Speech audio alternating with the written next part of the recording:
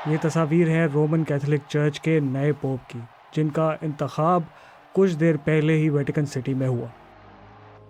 کچھ دیر پہلے ویٹیکن میں سسٹین چیپل کی چمنی سے سفید دھواں نکلا، جس کا مطلب یہ ہے کہ کیتھولک چرچ کے کارڈنلز نے ایک نئے پوپ کا انتخاب کر لیا۔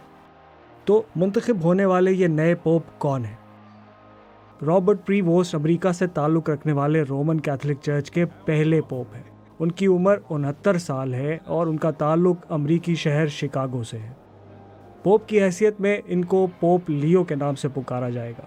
منتخب ہونے کے بعد پوپ لیو نے سینٹ پیٹر اسکوائر میں جمع 40,000 سے زیادہ لوگوں سے انگریزی اور اسپینش میں خطاب کیا۔ پوپ لیو نے اپنی مذہبی زندگی کا ایک بڑا حصہ جنوبی امریکہ کے ملک پیرو میں بھی گزارا ہے۔ اس سے پہلے نئے پوپ کے انتخاب کے لیے 7 مئی کو شروع ہونے والا ووٹنگ کا سلسلہ آج اگلے ہی دن کامیاب ہو گیا، اور ویٹیکن میں دنیا بھر سے آئے کیتھولک افراد نے سفید دھواں دیکھتے ہی انتہائی خوشی کا اظہار کیا۔